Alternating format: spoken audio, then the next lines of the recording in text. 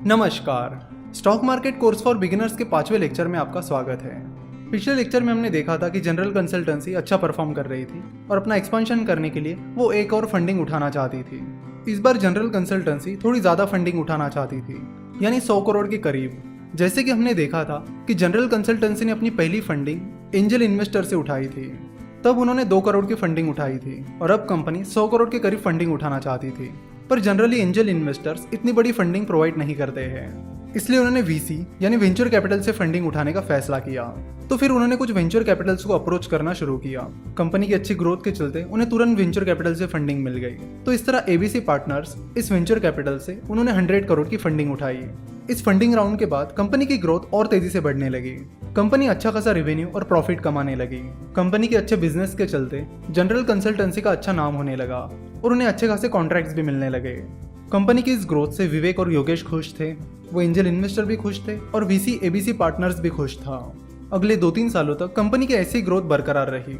हाँ, बीच बीच में थोड़े अप्स एंड डाउन्स आए, लेकिन कंपनी ने उन्हें मैनेज कर लिया और अपनी इसी ग्रोथ को बरकरार रखने के लिए कंपनी और फंड रेज करने की प्लानिंग कर रही थी।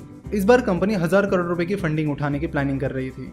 वही एबीसी पार्टनर्स, जिसने जनरल कंसल्टेंसी में 100 करोड़ रुपए इन्वेस्ट किए थे, वो भी अब कंपनी से एग्जिट करना चाहते थे और अपना प्रॉफिट बुक करना चाहते थे। यानी कंपनी की इस अच्छी ग्रोथ के बाद वो अपना स्टेक बेच देना चाहते थे और प्रॉफिट बुक करना चाहते थे। जब किसी कंपनी को अच्छा खासा पैसा रेज करना होता है, साथ ही कंपनी के कुछ इन्वेस्टर्स को कंपनी से एग्जिट करनी होती है, तो आईपीओ सबसे बेस्ट ऑप्शन होता है। आईपीओ का मतलब है इनिशियल पब्लिक ऑफरिंग। यानी जनरल कंसल्टेंसी ने अब स्टॉक मार्केट के जरिए पैसा उठाने की प्लानिंग कर ली थी।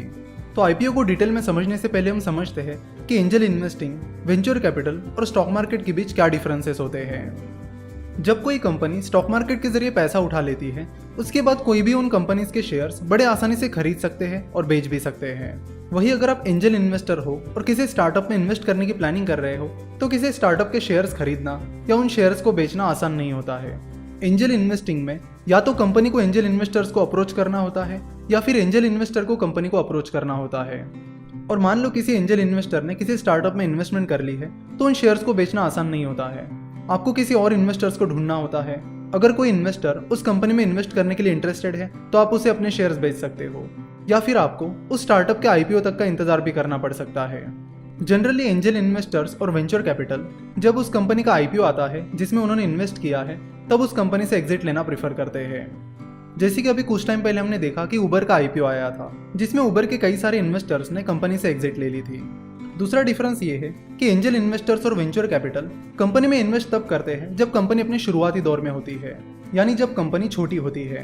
तो जब कंपनी छोटी होती है, तब कंपनी के पास ग्रोथ अपॉर्चुनिटीज काफी ज्यादा होती है, ग्रोथ की स्पीड भी ज्यादा होती है, but at the same time company fail होने के चांसेस भी बहुत ज्यादा होते हैं। तो अगर किसी एंजल इन्वेस्टर या वेंचर कैपिटल की इन्वेस्टमेंट सक्सेसफुल हो जाती है, तो वो उन्हें बहुत अच्छे रिटर्न देती है।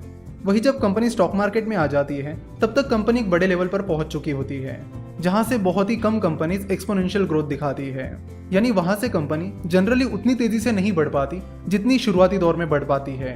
But at the same time जब तक कंपनी स्टॉक एक्सचेंज पर लिस्ट हो जाती है, तब तक कंपनी एक वेल सेटल्ड कंपनी बन जाती है, जहां से कंपनी के फेल होने के चांसेस कंपैरेटिवली कम हो जाते हैं, यानी कंपनी के शुरुआती दौर के मुकाबले कम हो जाते हैं। तो चाहे एंजल इन्वेस्टिंग हो, वेंचर कैपिटल फंडिंग हो या स्टॉक मार्केट हो, ये सारी इक्विटी फंडिंग के तरीके हैं। सो अगर आप एज एन एंजल इन्वेस्टर किसी स्टार्टअप में इन्वेस्ट करते हो या फिर स्टॉक मार्केट के जरिए किसी कंपनी के शेयर्स खरीदते हो, तो उसका मतलब है कि आप उस कंपनी को अपने पैसे देते हो और उसके बदले में कंपनी आपको कंपनी में भागीदारी देती है, यानी ओनरशिप देती है। तो यहाँ से आगे हम आईपीओ प्रोसेस को पूरी तरह से समझेंगे, साथ ही स्टॉक मार्केट को समझना यहाँ से हम शुरू कर देंगे। इसी स्टोरी को कंटिन्यू करके अगले लेक्चर में हम स्टॉक मार्केट के बारे में डिटेल में समझेंगे।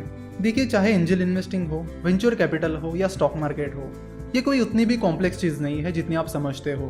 तो स्टॉक मार्केट इन्वेस्टिंग को यहाँ से हम बड़ी ही आसान भाषा में समझेंगे।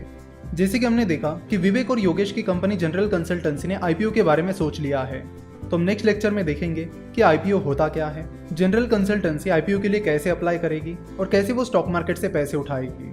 तो ये सारी प्रोसीजर हम नेक्स्ट लेक्चर में समझने वाले हैं। आशा करता हूँ कि आपने इस लेक्चर को एंजॉय किया होगा। हमसे जुड़े रहने के लिए आप हमें फेसबुक, ट्विटर और इंस्टाग्राम पर फॉलो कर सकते हो। साथ ही आप हमारी वेबसाइट www.finnovations.com विजिट कर सकते हो। वीडियो देखने के लिए और हमारे साथ जुड़े रहने के लिए आपका बहुत बहुत धन्यवाद।